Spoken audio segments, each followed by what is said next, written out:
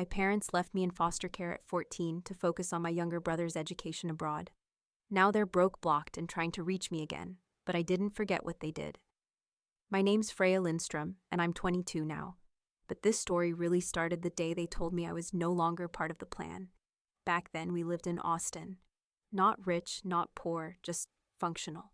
Dad ran some kind of freelance consulting thing no one could ever quite explain, and Mom managed their blog about intentional family living and cutting excess. I didn't think we were struggling. We had a roof, Wi-Fi, organic almond butter, normal enough. Sure, my younger brother Miles got more attention, more compliments, more everything. But I told myself I was just being dramatic. Miles was the golden boy, straight A student violin youth ambassador for some program I couldn't pronounce. My parents couldn't stop gushing about him. Meanwhile, I was the quiet one. Kept my grades up, didn't cause trouble. I thought that would be enough. Until it wasn't. The day it happened started like any other. I was in my room rereading an old paperback when Mom called me downstairs in that voice too sweet, too careful, like she was afraid I might break. Dad was already sitting on the couch when I walked in, arms crossed like this was a business negotiation. "Freya, we've been given an opportunity," Mom said. "The Youth World Scholars Program. It's a once-in-a-lifetime experience for Miles. It's a full sabbatical, 3 continents, 8 months. I blinked. Okay, she glanced at Dad. He took over. We're going with him. To support the journey, it's really important for his growth. I stared. And Mom exhaled. We've arranged a foster placement for you. Just temporary. A wonderful couple, the Abrams. They've opened their home to support families like ours. You'll be safe and we'll keep in touch." I didn't understand. I laughed, thinking it was a bad joke. But their faces didn't shift. "Wait, you're serious? You're sending me away?" "It's not like that," Dad said. "We had to make a hard decision. We're stretched thin. Miles needs consistency. You're older. Independent." Independent, I was 14. I still had baby fat and slept with the hallway light on. "Why can't I go too?" I asked, my voice cracking. "It's not structured for siblings," Mom said quickly. "And there are costs. You know, we've been trying to simplify. Simplify, that's what they called it." The next day they packed a bag for me. Not even my real backpack, just an old duffel with a missing zipper. No goodbye party, no photos. Just a quiet ride in the car. I stared out the window, waiting for them to say this was all a mistake. But the silence said otherwise. When we got to the Abrams house, it looked normal. Clean lawn, blue shutters. Rachel Abrams opened the door and smiled wide, like this was a favor to the world. My parents didn't stay long. Mom kissed my forehead and said, "This is just a pause, sweetheart." Dad shook my hand. Not a hug, a handshake. Like I was a tenant ending a lease. And then they drove away. I stood there on the porch watching their car disappear, heart pounding in my ears. They never looked back. That night I lay in a bed that wasn't mine, under sheets that smelled like someone else's detergent, wondering what I had done wrong, why I wasn't worth staying for, why they chose him and not me. And that was the moment I learned in some families love comes with terms and conditions.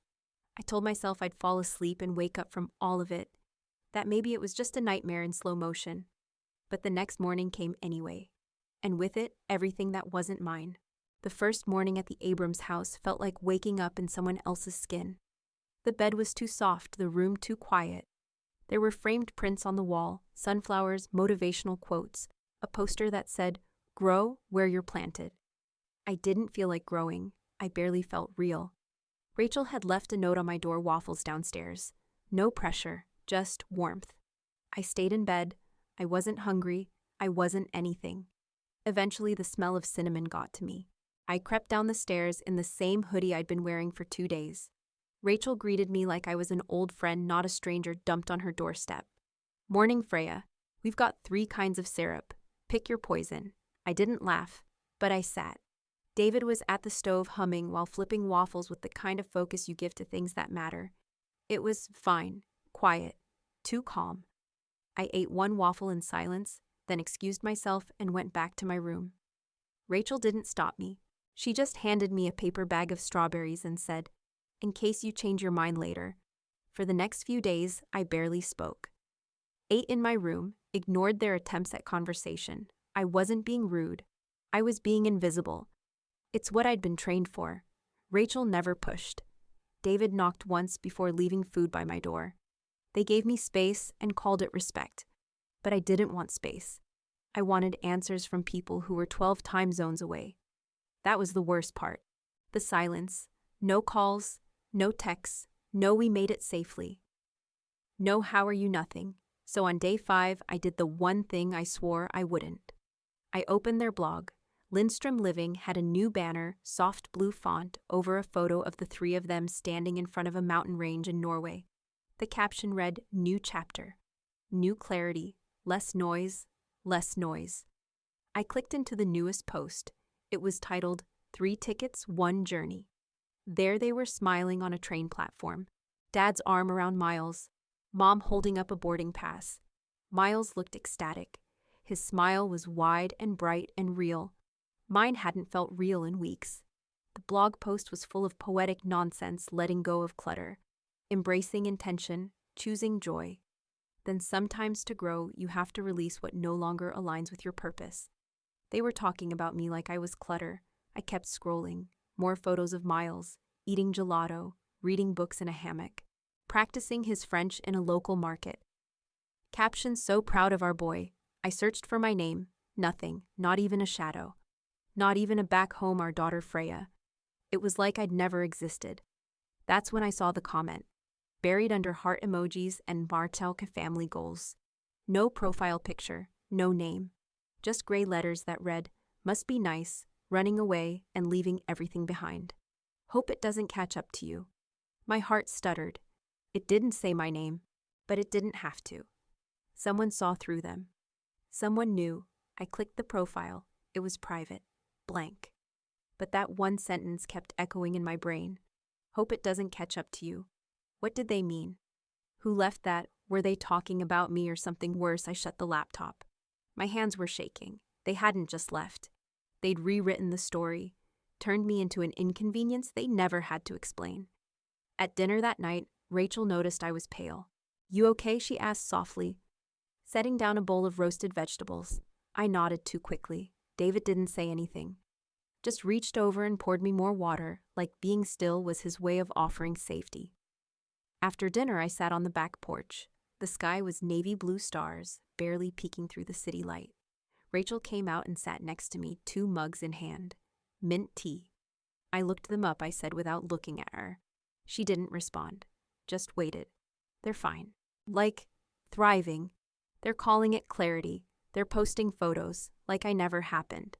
She handed me a mug. Her fingers brushed mine. "That must be hard." "It's worse than hard," I said.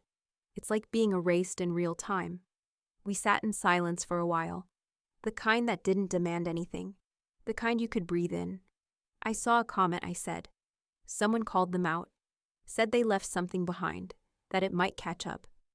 Rachel didn't flinch. "Maybe it already has." I looked at her. "What do you mean running always catches up?" she said. "Maybe not today, but it does." I didn't cry, I didn't scream. But something cracked open. A new kind of quiet. Not the hollow kind. Not the one they left me in.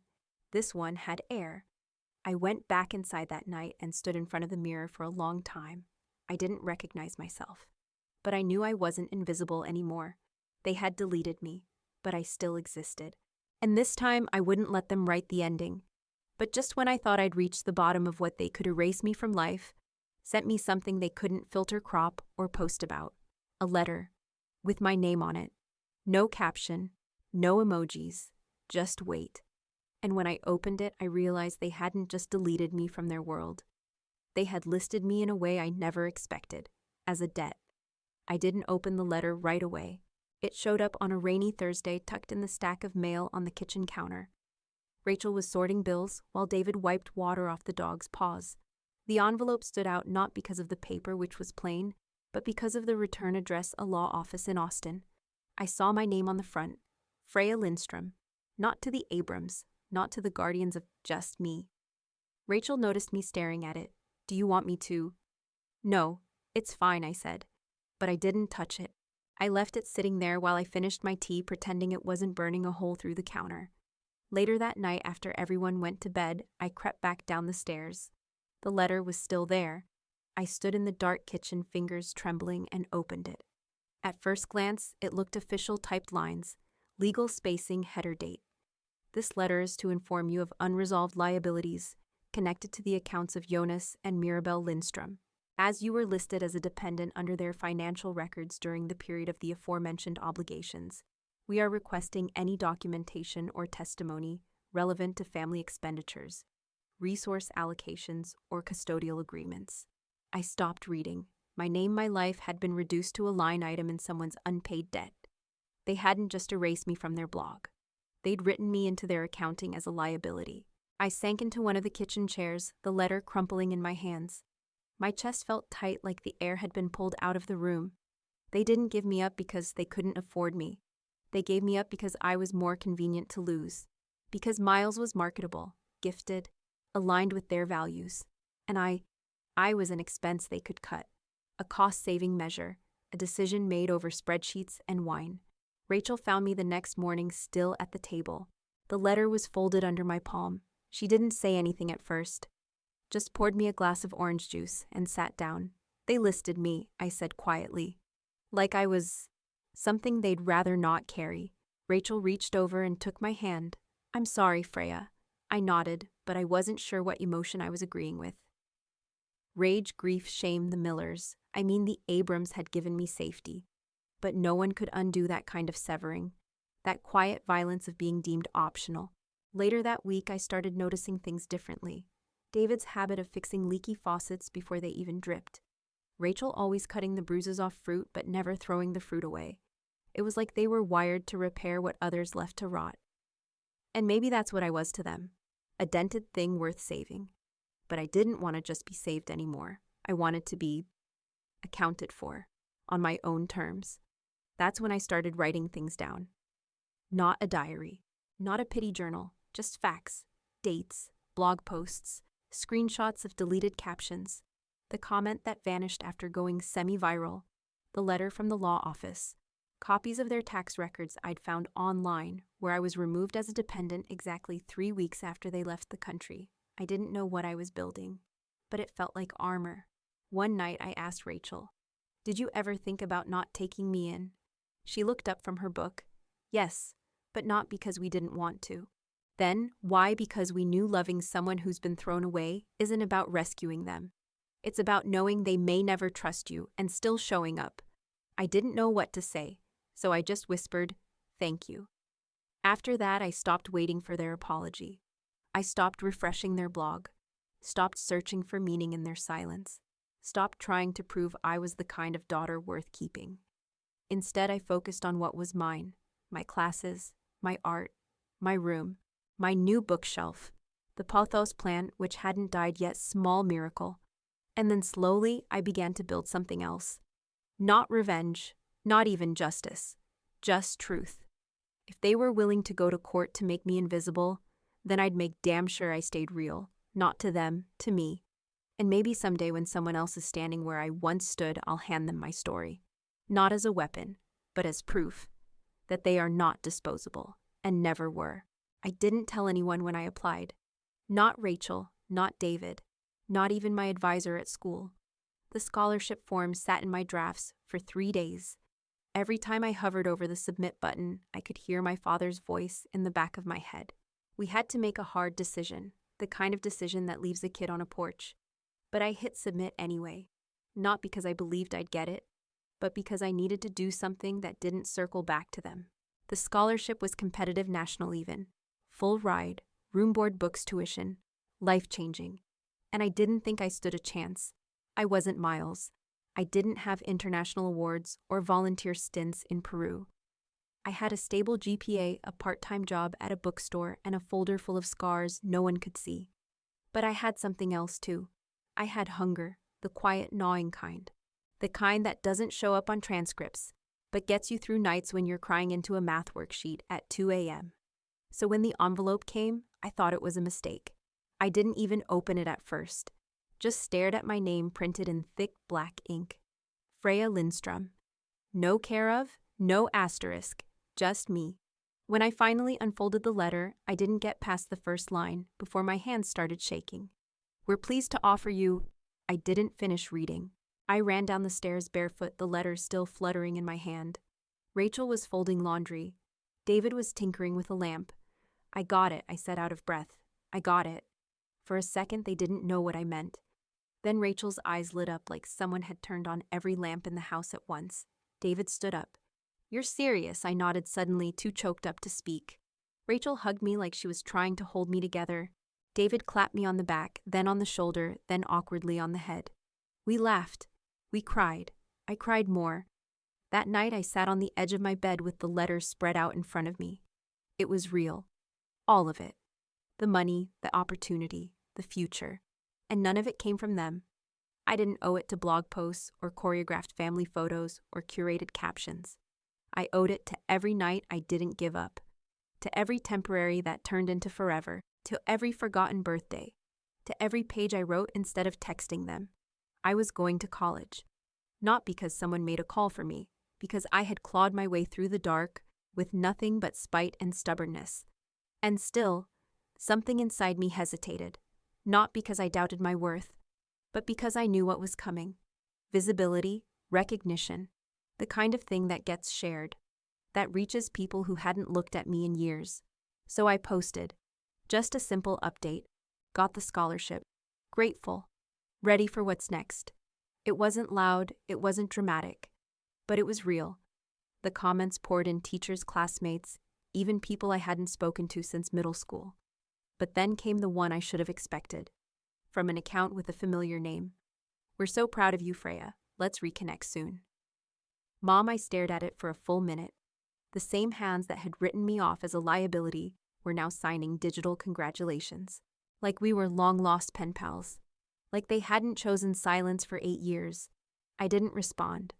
I deleted the comment, blocked the account, then I locked the post. That was the last gift they were getting from me. An update they weren't invited to. Later that night, I sat out back with Rachel. It had rained earlier and the air smelled like wet cement and jasmine. She handed me a cup of tea and said nothing, just sat. After a while, I whispered. She commented on my post. Rachel didn't even blink. What did she say? That they're proud of me. Rachel took a sip of tea. They would be. I raised an eyebrow. She shrugged. It doesn't mean they deserve to be in your life. I looked at her. Is that harsh? No, she said. It's honest. We sat there in silence, the kind I was no longer afraid of. That night I wrote myself a letter. Not to send, not to show anyone, just to keep. It started like this. You got here, not because they lifted you, but because they dropped you, and you learned how to land on your own. I thought deleting the comment would be the end of it. Like pruning a weed before it had time to root. I thought I could quietly step into my new life dorm room. Dreams, cheap coffee, freedom. But people like them don't stay gone when the spotlight turns on. Especially not when that spotlight used to be theirs. It started with a friend request. Then 2. Then a tag on an old family photo I hadn't seen in years. So proud of our Freya. She's always been destined for greatness. I untagged myself. Blocked the account. Again. Then came the email. Subject line, let's talk. I didn't open it, but the preview was enough. We've made mistakes, but you're our daughter. And now that you're stepping into this next chapter. Next chapter. They'd left me in the prologue. I ignored it. I didn't respond. And for a few days, it worked. Then came graduation. I wasn't the valedictorian. I wasn't even top 10. But I was on that stage. Cap, gown, full ride. Rachel had ironed my gown the night before. Left a sticky note on the mirror that said, "You shine bigger than any stage." David packed snacks in a cooler like we were going tailgating. And I felt something close to peace. Until I saw them, standing near the back of the crowd. Jonas in sunglasses, Mirabelle in a flowy linen dress, smiling like nothing had happened. Miles wasn't with them. I thought maybe I was hallucinating. Maybe it was someone who looked like them. But then they waved. Like this was a brunch, like I was supposed to wave back. I didn't. I walked across the stage, took my diploma, smiled for the photo, and pretended they weren't standing 15 rows behind the people who had actually raised me. After the ceremony, they approached. Of course they did. Freya Mirabelle called out like she was announcing me on a red carpet. You look radiant. Jonas stepped forward. We just wanted to say congratulations. We're proud of you. I stared at them. Two people who had turned me into a footnote, now trying to write themselves back in. You weren't invited, I said flatly. Mirabelle blinked, her smile twitching. We didn't want to make a scene. We just thought. You did. I cut her off. By showing up, by pretending. Jonas raised a hand like a peacekeeper. Look, we get it. You're hurt. But this is a big day for all of us. All of us. That sentence snapped something inside me. No, I said. It's not your day. It never was. You left me. You didn't check in. You didn't call. You erased me from your lives and replaced me with a travel blog. Mirabelle's smile faded. That's not fair, Freya. You don't know what we went through. I don't want to know, I said.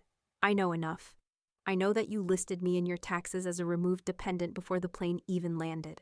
I know that you posted about your intentional freedom while I cried myself to sleep in a stranger's house. I know that you watched me vanish and didn't blink. A small crowd had gathered, but I didn't care. David stepped in behind me. Rachel stood off to the side, calm but fierce. Jonas looked around. We just want to move forward. I stared him down. You don't get to skip to the part where we pretend it didn't happen. They stood there for a moment, unsure what to say. Then finally they turned and walked away. Again. Only this time, I wasn't the one left behind. Later that night, Rachel and I sat on the porch again. Same mugs, same tea. I thought I was done with them, I said. You are, she replied. But they're not done with the version of you they still think exists. I nodded. That version, the one who begged to be kept, who cried for weeks, who watched their car disappear. She was gone. I wasn't trying to earn their love anymore. I wasn't waiting for their approval. I had outgrown their silence, outgrown their story, and they couldn't stand it, because I'd become real without them. And nothing threatens people who erase others more than the proof they survived. I thought calling them out would be enough. I thought saying it out loud in public with no trembling in my voice would be the final nail. The line they couldn't cross again. But when people like them can't control you, they try to control the story. It started quietly. An email from the campus fellowship leader, just a friendly check-in. Hey Freya, just wanted to confirm something. Someone named Freya Lindström reached out asking about your volunteer hours. She said she was your mother. Sounded urgent. I felt my stomach twist. I hadn't listed Mirabelle as my contact for anything in years.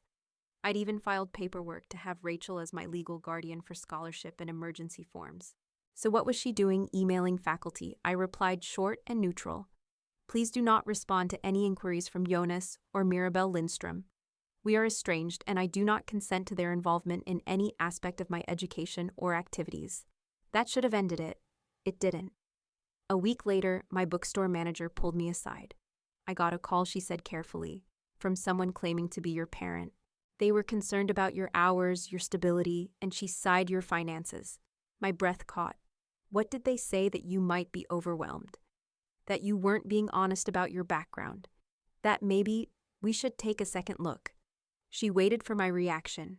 I just said, and she smiled. And I told them if they ever called again, I'd report them for harassment. I laughed, but it was hollow, because now it wasn't just emails or comments. It was invasion. They weren't knocking on my door anymore. They were slipping through the cracks, whispers, doubts, suggestions. They were trying to poison the air around me without leaving fingerprints. I started hearing about it from classmates too. Hey, did you post something about your family? I saw this weird account tagging your scholarship page. Someone with your last name left a comment on the debate team's post. Is that your mom? Did you change your story? Because I swear I remember you saying something different about your childhood last year. It was death by 1,000 insinuations. And I knew exactly what they were doing. They were reframing, rewriting, reclaiming the narrative. Because if they couldn't get me back, they'd try to make me look like the villain for leaving. The worst part, some people believed them. Not everyone, not most, but enough. Enough to make me feel like I was back in that guest room at the Abrams house, 14, unwanted. Unclear where I stood. Rachel noticed before I even told her. You're quieter, she said one night. You're shrinking again. I blinked. Am I? She nodded. And I won't let you. That night I printed everything, emails, screenshots, blog archives, social media comments. the letter from the lawyer, the college records showing my own declarations of guardianship. I compiled it all into a document, titled it Truth.pdf. It wasn't dramatic, it was defensive. Because when people start attacking your credibility, your story becomes a battlefield. I shared it with the college administrator, the scholarship board, and the bookstore manager. I even sent a version to the student paper editor, just in case anything ever went public. It wasn't about revenge. It was about clarity. It was about saying I didn't run from them. They left me. And now that I've survived without them, they want to rewrite history to make themselves look better. A few days later, I got a message from Miles. I hadn't heard from him since the day they left me on the porch. The message was short. I don't know what's going on, but they're spiraling. They're blaming you for everything. Just be careful. That was it. No apology, no explanation, but maybe a crack. And it reminded me of something Rachel said once. Some people survive by convincing themselves they were right. Others survive by staying quiet. Jonas and Mirabel were the first kind. Miles, I wasn't sure yet. But me, I wasn't surviving anymore. I was standing. And I wasn't shrinking again. Not for them. Not for their version of me. Not for anyone who chose silence over truth. Because I had one thing they could never take back. My voice. And I was finally using it. It started with a workshop. Just a 90-minute panel organized by the Campus Women's Alliance. Theme owning your story, I wasn't even supposed to speak. I was just helping set up chairs. But the keynote speaker dropped out last minute, and the president of the club looked at me, really looked, and said, "You have something to say." Right? I didn't answer. I just walked up to the front, took the mic, and breathed. Then I told them. Not everything. Not the legal letters or tax filings, or the night I tore open an envelope alone in the dark. But enough. I told them about growing up in a home that preached minimalist living while maximizing curated success. About being called independent at 14 and learning that meant disposable. About being cut from the family narrative like a bad chapter. And about surviving, not beautifully, not triumphantly, but truthfully. When I finished, no one clapped right away. There was just silence, the kind that listens. Then one of the freshmen I think, stood up and said, "Thank you," and others nodded. That night, the club asked if they could share a clip of my talk on their social media. I hesitated. Then I said yes, because for once the story wasn't theirs, it was mine. The video went further than I expected. Comments poured in, not just from students, but from strangers. Women who had been kicked out, foster kids, estranged daughters, people who had walked away from curated cruelty. The clip was shared, reposted, translated. And suddenly I was the narrative, not Jonas, not Mirabel, not their blog. Me. A week later, I got a call from a local radio producer. They were doing a series on resilience. Would I be willing to speak? I almost said no. But Rachel, sitting across from me at the kitchen table, raised an eyebrow. "This isn't about them," she said. "It's about whoever needs to hear it." So I said yes. On the recording day, I wore the same cardigan I'd worn at that workshop.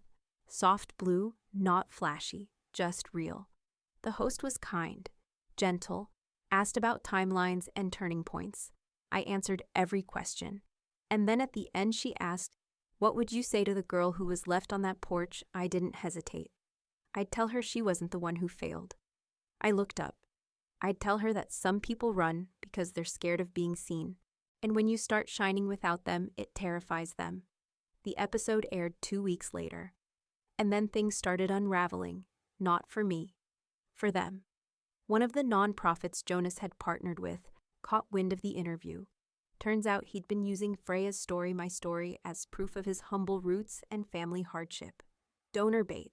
When the organization realized he'd never disclosed the estrangement or the fact that I was still alive and telling a very different story, they quietly severed ties. Then came Mirabel's sponsored content deals. Brands that once reposted her intentional parenting captions started pulling back.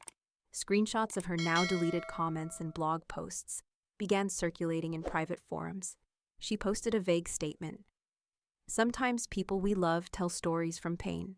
That doesn't mean they're true." But it backfired. The comments turned fast. "You abandoned her. You don't get to tone police survival. You made her invisible." Now she made herself seen. I didn't celebrate. But I didn't look away either, because truth doesn't need revenge, it just needs light. One night, I got a message from a stranger. I don't know you, but your story stopped me from going back to someone who kept erasing me. Thank you. I stared at that message for a long time, and then I cried. Not out of grief, out of relief. Because for so long, I thought the only way to win was to prove I was better without them. But maybe the real victory was knowing they didn't get to define me, and that I wasn't alone anymore. The more I spoke, the less it hurt. And the less I hurt, the clearer things became. My past wasn't a stain, it was a frame, and I was no longer standing inside it. I didn't plan to see her again. By then, things had already settled into something that resembled peace. I'd started my second year with a new focus, mentoring other foster youth on campus, building my financial literacy project into a nonprofit, and for the first time, sleeping without clenched fists. Even Miles had reached out again, still guarded, still vague. But he was trying. We weren't close. Maybe we never would be. But there was no more pretending we didn't exist. And as for Jonas and Mirabelle, the world didn't cancel them. They just stopped listening. The blog was dormant. The brand deals dried up. Their online presence faded into curated silence. It was enough. I had no interest in chasing down an apology.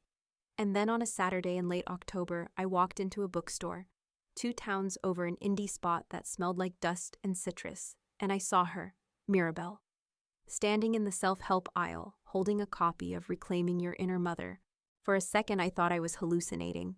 Her hair was shorter, her frame smaller. She wore no makeup, no flowing linen, no camera-ready glow, just a beige coat and eyes that flicked toward me and froze. She saw me, and I saw the flicker in her expression. Not shame, not joy. Recognition and hesitation. She took one slow step forward. Freya. My name sounded strange in her mouth, lighter than it used to, like it belonged to someone she wasn't sure she had a right to say. I said nothing. She looked around, maybe for witnesses, maybe for cameras. There were none. Just 2 women and a history between them that no aisle could hold. I didn't know you'd be here, she said. I nodded once. She clutched the book closer to her chest. I've been meaning to write you. I waited. She didn't continue. The silence stretched. Then she said it, the line she always knew how to deliver, soft-poised, dishonest. We did the best we could. I almost laughed. But I didn't. Because in that moment, I realized something. She wasn't here for my forgiveness. She was here for permission to feel less guilty. But I wasn't her absolution. I was her consequence. So I met her eyes steady and unshaken. And I said nothing. Just one breath, one glance, and I turned away. No outburst, no confrontation, just distance. The kind you choose. As I walked toward the checkout, I felt her watching me. But she didn't follow. And that was the most honest thing she'd done in years. That night, I told Rachel what happened. She didn't say much. Just poured me tea and slid a piece of apple pie across the table. She showed up, I said. Or maybe I did. I don't know anymore. Rachel stirred her mug. What did you say? Nothing. She looked up. Good. I let out a breath I didn't know I'd been holding. I thought it would feel bigger, and it didn't. Rachel smiled. That's how you know you're free. Weeks passed, then months. And one day I got a letter, handwritten, no return address, just my name. I knew it was hers before I opened it. Inside 3 lines. I won't try again. I know I lost the right. But I wanted you to know I saw you speak. And I listened. That was it. No defense, no justification, no ask. I folded the letter once, put it in the back of my drawer, not as a keepsake, as proof that I didn't have to fight anymore to be heard. Because the battle was never about being accepted. It was about refusing to be erased. Now I live in a small apartment with secondhand furniture and a windowsill full of thriving plants. I teach, I write, I mentor. I sleep with the lights off. I don't tell my story every day, but when I do, I tell it on my own terms. And sometimes, after the workshops are over and the seats are empty, a girl will come up to me, 14, 16, 20, and she'll ask, "How did you make it through?" I always answer the same way. I stopped waiting for them to come back. And I started walking forward without looking over my shoulder. Because surviving isn't the end. It's the beginning. And some of us don't come from homes. We build them. One hard truth at a time, one boundary at a time, one silence at a time. What would you have done in Freya's place? Some people spend their whole lives chasing the love they never received. But Freya stopped chasing and started becoming. If you've ever felt like someone erased you, this story is your reminder. You're still here, still real, and still enough. Let me know where you're watching from in the comments. If you stand with Freya, type Zoot part still standing below. And don't forget to subscribe to EN True Tales for more true karma stories like this every single day.